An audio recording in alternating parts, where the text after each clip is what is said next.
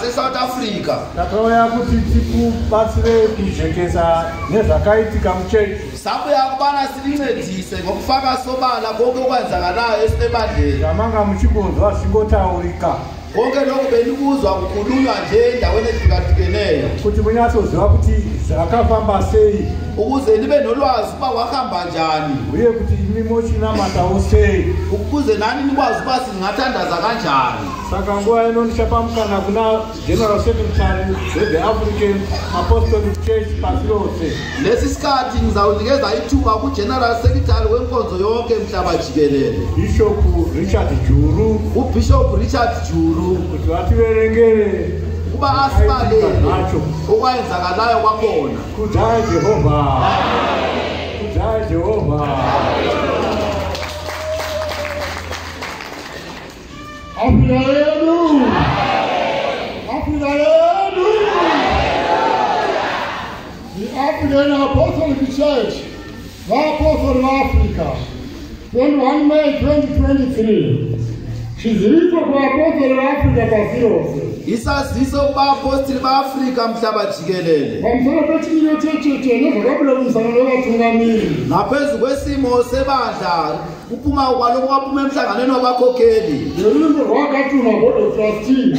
Nalaba bathembekeleyo iBoard of Trustees. Kuchifu. Nendaweni yaseChifu. Emswesondo 21 May 2023. Ngomhla weSonto mhla 21 May 2023. Sinakuzisa ukuthi takaita msangano wevatungamiri woluntu rwakatumwa. Siyanazisa uba sabanomhlangano weBoard of Trustees yothunyiweyo. Paulo Mwaja weAfrika. uPaulo Mwaja weAfrika. Kuchifu. eChifu. Emswesondo Ngomhla weSonto 21 May. apa pakauya vatungamiri vanosvika zviuru zvitatu. Bekunabakhokheli abayikhulungwane ezintathu. Pamsangano uyu kulo mhlangano vaida kuunganidzwa mari yekugadzirira misangano yechirariro bekufuna kubuthaniswe imali yokulungiselela imihlangano yesidlo uye kugadzirisa zvinonetsa muchechi nokulungisa okunye bekuhlupha enkonzweni zvakakonzerwa naye abhishopu Chakawa lokho kwabangelwa nalowo bekangubhishopu Chakawa naye abhishopu Siyamzombo nalowo bekangubhishopu Siyamzombo nevamwe vavo nabanye babo mushure nokurambirwa kakawanda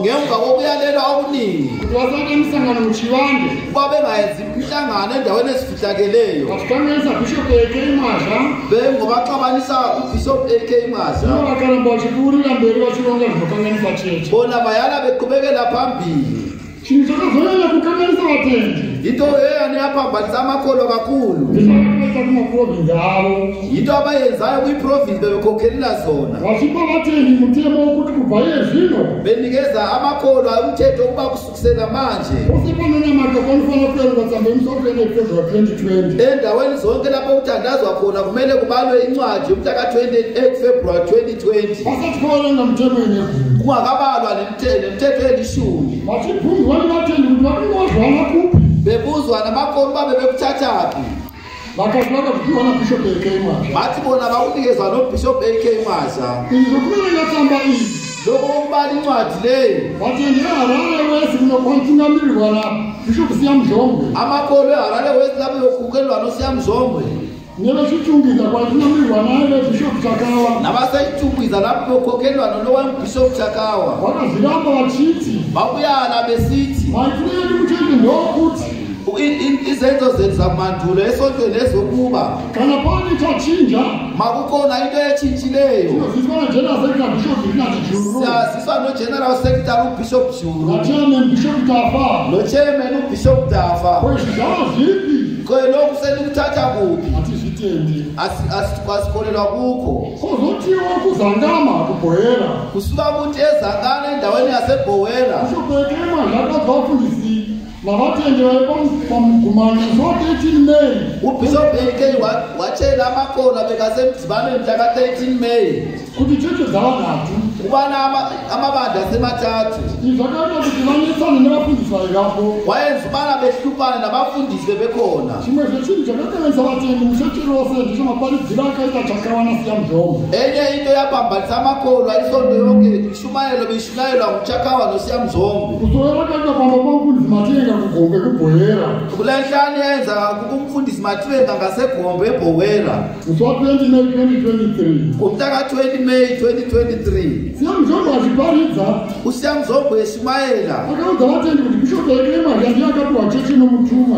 Wati echera makolo wati Bishop Ekema mwe wanikezwa ikonzo nono nesituna sekatiko. Saka kubva zvino ndiye ati Bishop wechechi. Kepo ukusuka manje kuyeseka ati Bishop wenkonzo. Kuti zvemukoma wake ni mazano kuti ndiye nevanje anofanira kutungamirira chechi. Hayi lokho kwabhuti wakho ungono othi uyokumela kokhelele. Vakalala kukanganisa vatendi mucheche yose. Lokho kwaphambanisa kakhulu amakholwa ibandla lonke. Ukuthi alathi mbongo wangoni maja Bishop Ngoni machithi vanoda kutungamira cheche. Ngoba abazange bezwa uBishop Ngoni esithi ufuna ukukhokelela inkonzo. Asipita basa lokulapha.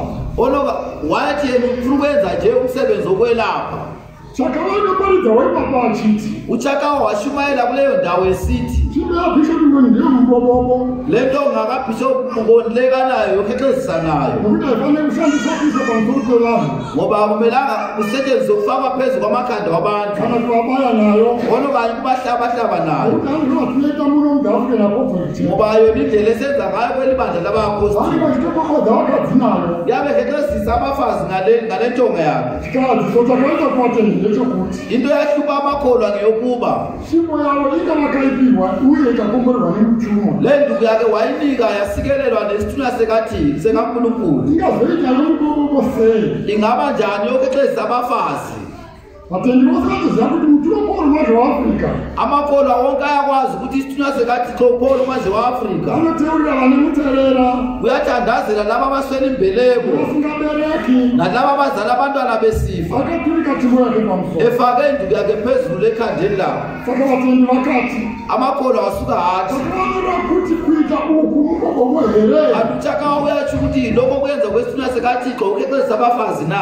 Saka kuye kukaita umvamfano wechivulu. Kepo ubuya kwenza abantu kulo mhlangano wasechifu. Vaya kuti yanza vabirala dzitamurwe. Babefuna uba indaba zalaba ababili zikhulunywe. Uye vapuhwe chiyalo. Kakade benike isigwebo Nokuti vaipesanisa Bishop Ekema ngoba babexabanisa uBishop AK Mwasha nomukoma waBishop Ngoni Mwasha. nobhuti wakhe uBishop Ngoni Mwasha. Musi uyu vatungamiri vakaungana vachimira kuti msangano utange. Ngaleli langa abakhokheli bebuthene belindele uba umhlangano uqale. Mabishop mazhinji nevatungamiri vakakurumidza kusvika. Amabhishop amaningi nabakhokheli bafika ekuseni. Asi munhu wese aingokacha magwa anokuona mapurisa akabata mboma nembwa. Abantu babenokumangala kakhulu bebona amaphoyisa emile ephethe imvubu nezinja. Akaungana phandle pamubeko yaizoitirwa musangano. Bebuthene ngaphandle lapho bekuzongenelwa khona umhlangano. Bishop Ekema vakasvika nekonvoyi yaivana James naBishop James Mwasha. uBishop AK wafika neconvoy inoBishop James Mwasha, Chakawa. Chakawa, Namzombe. Siyamzombe, Mache. Mathi Ndivana vatungamiri. nabanye abakhokheli. Vakati vanhu vakabva vapinda muhoo. Ngaleso sikhathi abantu basuka baphakama bangene eholini Vaizoitirwa musangano. lapho bekuzenzelwa khona umhlangano. Vakaimba hymn 80. Waculwa iculo 80 Mufundisi mugudi ndokunamatisa. umfundisi mkhulu ngawuthandazisa. Chairman weAfrican Apostleship Bishop Tafa. Uchairman webandla uBishop Tafa Akatungamidza priesthood council nevatungamiri vose. wamukela ipriesthood council nabakhokheli bonke. Akati takazovaka chechi. Wathi size ubazowakha ibandla. Akataura zvakasimba achiti. Wakhuluma namandla esithi Isu hatidi split. thina asifuni ukuhlukana, Tinoda kuti chechi irambe yakabatana. sifuna uba ibandla liyale lokhu elibambeni. Akati munhu wese ngaasunge kutaura zvirikukanganisika muchechi. Wathi umuntu wonke makakhululeke ukuba akhulume lokho okuphambanisekayo ebandleni. Tigobatsirana kugadzirisa zvinonetsa. Sibe nokuncedana ukulungisisa lokho okuhluphayo Kuti chechi ienderere mberi zvakanaka. ukubana ibandla liqhubekele phambili kakuhle. Vatungamiri vose vakarova maoko. Abakhokheli bonke baqakeza izandla Kufanele kutaura zvakanaka kudai. ukujabulela ukukhuluma okuhle bekwenzakala. Akaenderera mberi achiti. Waqhubekela phambili esithi Tisati tatanga musangano. singaqala umhlangano. Bishop Ekema zvane mashoko anoda kutanga kutaura kwatiri. uBishop AK Mwasha unamazwi afuna ukuqala ewakhulume kithi. Bishop Ekema zvakabva ashanda zviyo yemutsetisangamire muponisi. uBishop AK Mwasha waqala ukucula iculo 32 inkosi yethu bayethe msindisi. Akazotaura achiti. Wakhuluma esithi Paulo weTafa uPaulo weTarsus aifamba naBhanabhasi. wayehamba noBhanabhasi, Asi pakati pavo pakamuka kusango wavo. kodwa phakathi nakwabo kwavuka ukungazwana. Paulo achiti. uPaulo esithi ngathi siJohn Mark masiyeni uJohn Mark ukubana ngokugela shule ngoba wake wabuyela emuva Barnabas achithi uBarnabas esithi ngathi mtore masimthatheni ngokubona ukho ngoba ungazali lokho Paulo akathola Silas uPaulo wathatha uSilas Barnabas akathola John Mark uBarnabas wathatha uJohn Mark Bishop Ekema akalandela achithi uBishop Ekema waqhubekela phambili esithi phale zawakuyitika ukhona into esenzakala manje into kulamandle efamba mina sengivumela phandle balula kama muyisitira laba bafuna incwadi kumele bengilandele Olena mfana wethu so yenza umhlangano wethu Umusana womthitha wenu mina nisale nisenza owenu ngokuthula lapha ngaphakathi athi kuthukana asifuna ubasithukane athi kuthukana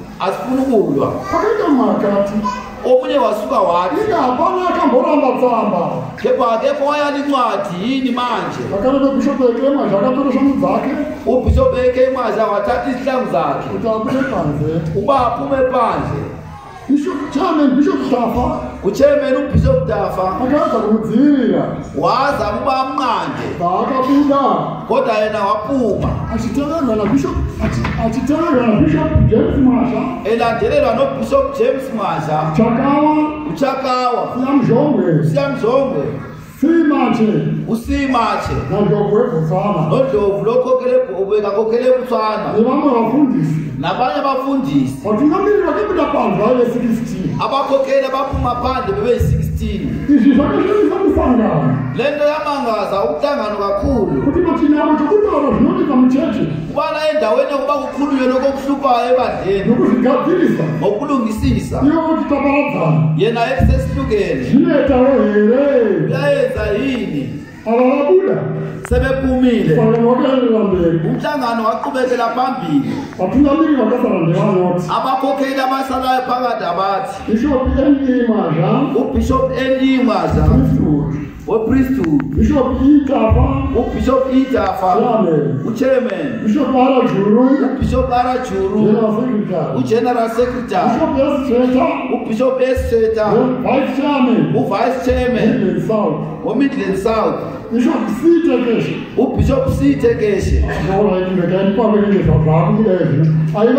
Sitekeshe lo bekaMbishop Sitekeshe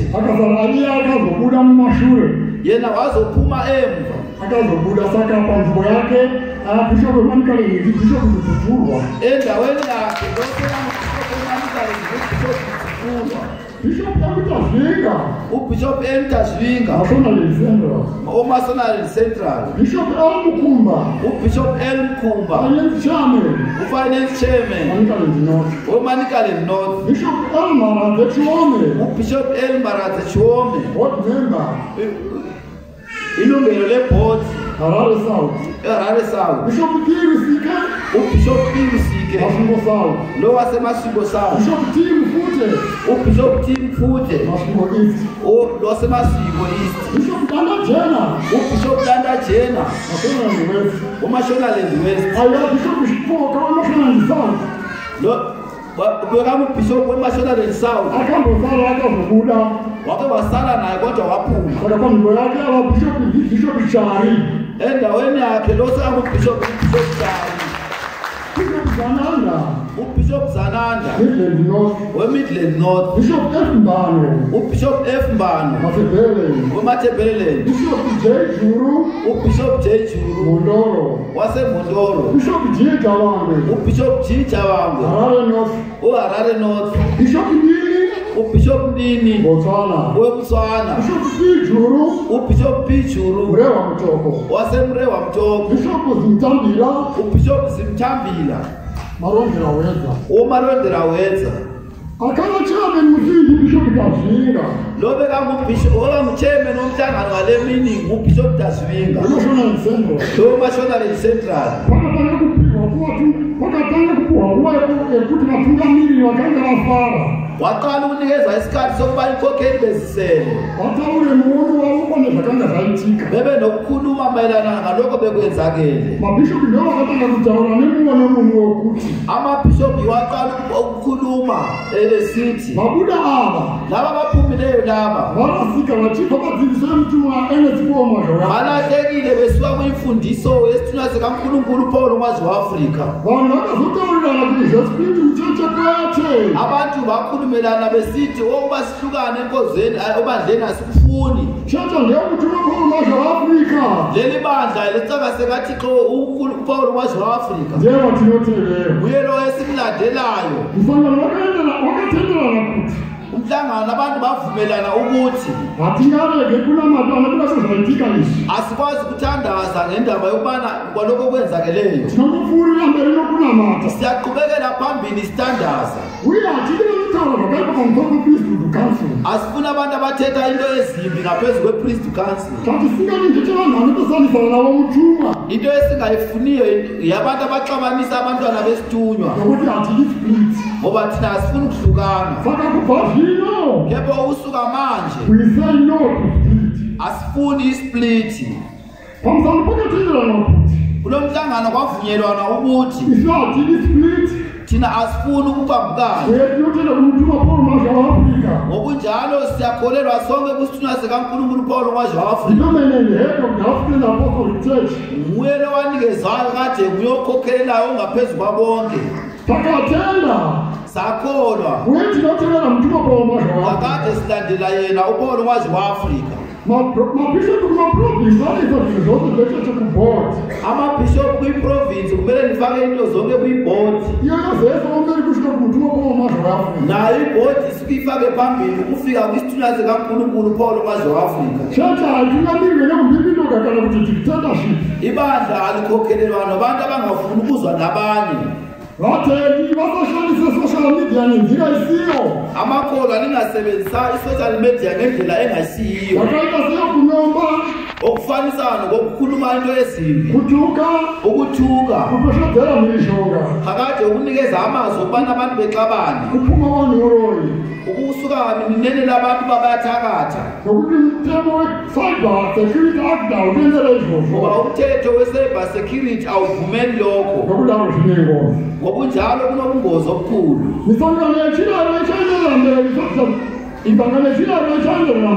Imhlangano yezinto yonke izaqhubekela phambili.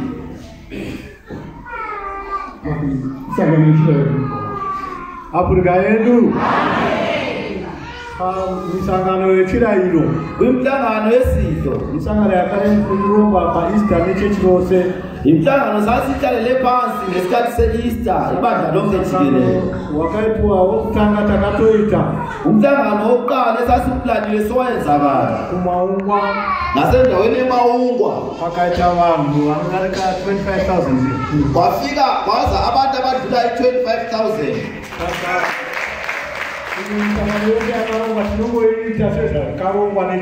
Eminye imihlangano yonke le sayiplanayo siyayenza ngendlela yaplana ngayo ngesonke baba. Okulandelayo amadethi omhlangano zawaziswa.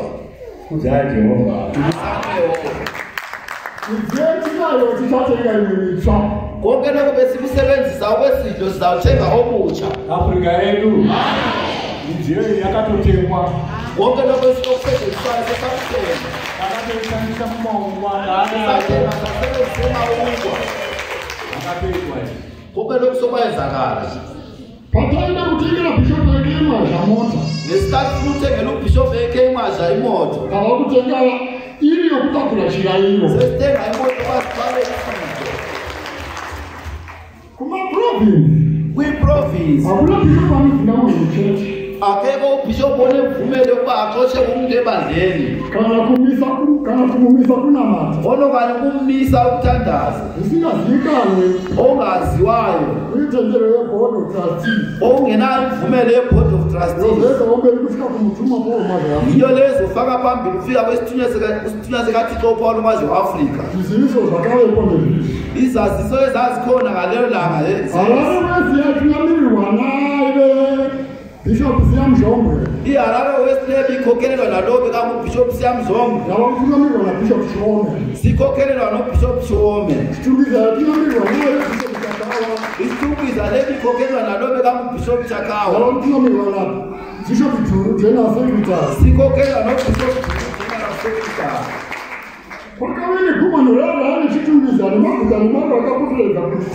Kwaba nomdibano weHarare neChitungwiza nendawo ezipoteleleyo.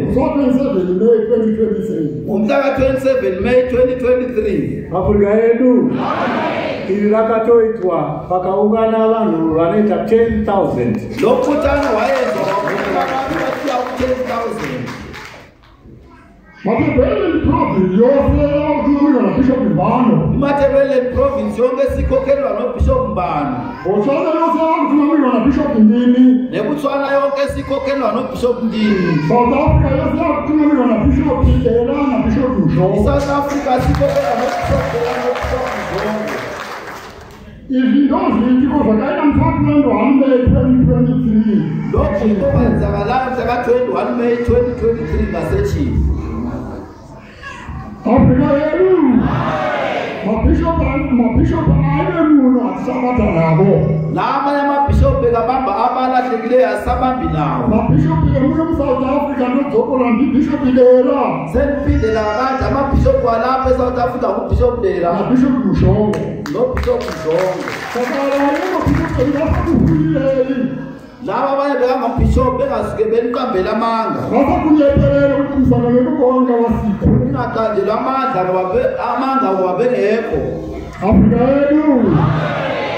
Afrika yedu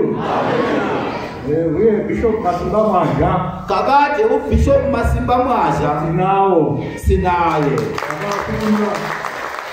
Cape Town wakarula tikawasungura. Wabuya eCape Town wahlambulula wakhululwa. Saka mana wepriesthood council. Lona ngumntana wepriesthood council. Saka South Africa vanogomirira priesthood council. Makulapha kuseSouth Africa uyomelela ipriesthood council. Bata vanotungamirira ndiwo mabishop maviri, Bishop Ndela naBishop Mzongo. Kodwa laba abambayo bekhokelela laba mabishop amaBishop Ndela noBishop Mzongo. Wayena Bishop Masimba Mwaja. BenoBishop Masimba Mwaja. Afrika yedu mambo zatawo pano likuzile na okukhulunywe lapha. Zikuratidza kuti chechi ledu risingafambi zvakanaka. Kubonakalisa ubana ibandla belingahambi kahle. Ranga rina matambudziko. Bekukhona ukuhlupheka bekukhona ngaphakathi. Anga achikonzera kuti kana lero mamutotishora isu vakuru venyu kuno mberi. Amanye amaproblems akhona bekabangela ukuba nisole nathi nabakhulu benu abangaphambili. Ukufambisa zvinhu sei? Ubana singabisa kanjani bandla? Singagoni kuita zvatinofanira kuti tiite. Besingenawo amandla okuba siyenze into okufanele siyenze. Maoko edu anga akasungwa. Ngokuba izandla zethu bezibotshiwe. Tinokumbira ruregerero pane zvose zvakashimukanganisai. Siyacela ukuba nisixolele kwalokho lokho bekuniphambanisa. Ngokuda kuti zvakaitika kusiri kuda kwedu. Ngoba kwayenzakala kungayintando yethu. Tinotoziva kuti maishungurudzika. Siyakwazi ukubana nihlukumezeka. Munotiregererawo here? Aiwa tinotenda. Toda kuti tibatsirane taakufamba nenzira yakanaka yakarongwa naPaulo Mwaja weAfrica. Sifuna ukuba sincedane ngoba sesihamba ngendlela enhle leya eyaplanwa nguPaulo Mwaja weAfrica. Shoko lakasindiswa uye zinofanira kuba tisiswa ngezvinoti. Ilizwi elaqiniswa ngamandla nento ezimele bazibambe zezithi. Kusvika Jesu achiuya. Ukufika uYesu ebuya. Tinoramba takabatira zvose zvokunamata. Siyasibambelela konke kokuthandaza. Nokudzidzisa kunoita muranda waMwari Paulo Mwaja weAfrica. Njengokufundisa okwenza uPaulo Mwaja weAfrica. Nokutevedzera. Ngokulandela. Nokuita zvese. Ngokwenza konke. Sezvaakadzidzisa nokurayira. Njengalokho afundisa khona ngokulayela. Afrika yedu. Kana zikadai hapana dambudziko muchechi. Kungaba kanje akusoze kube nehlupho ebandleni. Ndo zvapo iko zvino. Yiko okukhona manje. Ava vakabuda pamusangano uyu vari 16. Laba baphuma kulo mhlangano beyi-16. Vakati vakubuda. Bathi bona sebephuma. Asi sitakaona kuti aiwaka. Thina sabona ukuba hatshi. tinofana kunamata kumele kubekele phambili nokuthandaza sinda mberi sisiya phambili tisitevera zvakarongwa naPaulo mwazvawaAfrica silandela le ndlela esayifundiswa nguPaulo mwazvawaAfrica izvi zvokuti paposi panonamata watongotanga taverenga tsamba ya28 February loko uba endaweni zonke ezithandazwa khona siqale sibalele encwadi ka28 February asina kurayirwa nomutumwa Paulo mwazvawaAfrica akuzange kwalayelwa noPaulo mwazvawaAfrica Mhlangano wapostoli wAfrika African Apostolic Church izizo zifana njena sekuthi Bishop Arajulu ebandleni labaapostoli baAfrika izaziso zonke zaziswa noBishop General Arajulu izizo zinokho kule mumwe izaziso ezisuka komnye ungayisuyena musasigabuthila ingazamukeli irambeyi sakamakaona Harare West Province yiko labona iHarare West Province nechitungwiza province nechiprovinsi yasechitungwiza vakarambira aimbova mabhishopu avo yiko vavayala lava vengabe veibhishopu zavo nokuti vakava kuronga zviri kunze kwezvakarongwa nomutuma Paulo ngoba sebefundisa imfundiso engafundiswanga noPaulo mwazvawaAfrica kana pane chauya muchechi makoni into ekuyileyo ebandleni chiro zviswa sezvatiri kuita izvi iyasuka ibe into eyazisayo sobala njengalokhu esikwenzayo nageneral secretary nemuchairman tiripo nogeneral secretary nami uchairman ngikhona zvino nyaya yanga ichinetsa muchechi munhu nyaya yanga ichinetsa muchechi munhu into bihlupha lapha ebandleni ndeyekuti zvinhu zvose zvairongwa naChakawa nasiya Muzhombe yekubana into zonke bese ziplanishwa noChakawa nosiya Muzhombe zvichisiya isu vakuru tose kudai kushiwa thina abadala sonke sini Chakawa siya Muzhombe Bishop AK naThapula vaironga Chakawa siya Muzhombe Thapula naBishop AK lava bebenza lezi zinto nguBishop Chakawa siya Muzhombe uAK noThapula zvakabata chechi nguva yese zvinhu zvichinetsa kudai yinto bezibambe inkonzo isikhathi sonke lesi zvaenda nokumashure kwedu uku zvinhu zvacho bezibhodisa nangasemva kwethu tombozwa konzi apa chakati apa chakati besuka singabantu abacheka ukuba lapha makwenzeke kanje lapha kwenzeke kanje maimbodzwa zvichinzi zvabva kuvakuru bosuka uzotwa kusuka ngapha ebadaleni nyamba kwete kwatiri engamanga kungasuki kithi ndo paikangasikira zvinhu ipapo yiko lapho bekungoshakala into zonke saka musi uyu wa21 May ngaleli langa leka21 May takatida kuti tigadzise nyaya idzi besifuna silungise lezi ndaba lezi vakomana havati vape chirambo nokuti takambovabatsira asi havana kuda kubatsirika la madoda besifuna sibagwebe ngoba sake sabanceda bangancedakali saka vakaziva kuti tichapuwa chirambo basuka bakwazi basizawuphetshwa ndobva vafunga kubuda yiko lapho basuka baba nengqondo ukuba baphume vachishandisa nyaya yetsamba besebenzisa udaba lwencwadi vachiti vanoda tsamba ngavatitevere panze besithi laba bafuna incwadi mabasilandele phandle nyamba tsamba hapana akamboiramba ii bengakwazi uba akekho umuntu wayala incwadi imi pakati penyu makambotipawo shoko muchiti tsamba yatondepedzwa ngameli here yala na saka zvino vaibozoti vanoda tsamba kudai panze akamboiramba ndiyani manje bebezoti abafuna incwadi mabaphume phandle ngomwana oko wayala aiva mazano kuramba izvi zvatakatida kuti tigadzirise bekindlela zokuba beyale lokho besifuna ukusiba sikulungisise kuti chechi ifambe negwara rayo kubana ibandla lihambe ngendlela yabo saka isi takaona kuti isitomboramba tinamata hedu thina sabona uba hayi asoze sikwazi umisa ukuthandaza handiti vakati sara hedu muchinamata zvakanaka hatiti kutukana bavalelisa bathi salani nithandaza asifuna uba sithukane saka takasara katakadai ngokunjalo sasala sinje sithandaza tinongonamata siyathandaza muchechi kuna mavhangeri enkonzweni kunabavangeli vafundisi varipo abafundisi bakhona mabhishopu aripo iibhishopu zikhona kaneni pane akaenda ikoko tilesa mumwe sezvamanzwa izvi mangabakhona uya ngapha siyafaka omnye tinongozadzisa chechi yofamba thina siyagcwalisa kuphela ibandla lisuke liqhubeke phambili saka musakanganisika kuti hapana spiriti yakaitika ningayethuki ayikho ispiriti eyabakhona vanhu vakabudawo muchechi abantu abaphumayo nje enkonzweni chechi inongoenda mberi inei ibandla liyaqhubekela phambili zvose zvatiri kuita kana zvichirayiwo konke lokhu esikwenzayo noma nemihlangano ezini hapana chatinoita tichiita kusvika kumutuma kwomwa akukho esikwenzayo singatshelanga tisaka sekathi sobona umwazvawaAfrica vamwe vanokamuyesu vachiti bhishopu ngoni mwazva vakatora chechi abanye bafuna ukuqamba amanga besithi ubhishopu ngoni wathatha ibandla bhishopu ngoni mwazva vakangosarawo nesimufiwoyo vari mumomo ubhishopu ngoni mwazha wasala nathi ehholeni Sika kuna mata. Saka de mwana mtumwa wati naye akasarane. Wewe utana wewe. Kila mtumwa atimunuko asia. Masi siya wisitunya asikwazi kubasishiye. Noti barongero mtumwa wakati yeye ndiye alipa msoro. Kuba indlela zesitunya watena uyonga phezulu isitunya sesingaphezulu. Kotela wanabe amsheshi. Kulandela abantwana bakaba sebandleni. Uyabhodi. Sokuya ebhodi. Saka tukata pamushethe na kusika mtumwa. Ngokunjalo sibamba sonke kufika esitunyeni sikaThixo. Saka yakushirayo chatakaita kumawungwa. Noma nalesi sidwe sasenzayo emawungwa. Takaenda pamtumwa atikakumbira sayotenda basiyenze lesi sidwe. Tikatenderwa. Sanikezwa imvumo. Tikakumbira kuti tinotenga chirayo. Sathi basiyothenga isidlo. Mtumwa akatitendera. Sanikezwa imvumo. Tikagqoka zetikati atikomborere chirayo chiya. Saphindela kakade basikelele isidlo. Akatikomborera chirayo. Basikelela isidlo. Pakuinda zetakabva nokupamba pomtumwa. Sathi sihamba sasukela endlini yakhe. Bishop Ngonimaza akataura kuti akuenda kuchirayo. Ubishop Ngonimaza wamtshela uba sesiya esidlweni. Tikafamba tine blessing yomtumwa. Sahamba sonke suka lapho. Vamwe vanoti bhodhi ndo yakutonga chechi. Abanye bathi ibhodi yosibusa. Hazvisiriizvo. Akunjalo. Mazaza ndataura isuti Niyakuzwa na.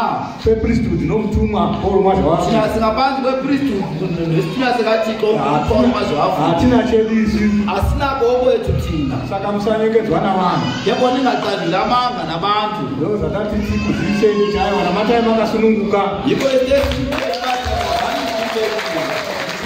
naye isithunywa sinaso. Upenyu Siyaphinda. anotaura. Uyakhuluma. Chatineta tinosvika paari tomuudza Into esiyenzayo siyakuye siyomtshela kuti batsira. esisuka esincede. Saka musakanganisika. Yebo ningasuke nibe neproblem. Ndo zvakati tikuzivisei kudai Jehovha.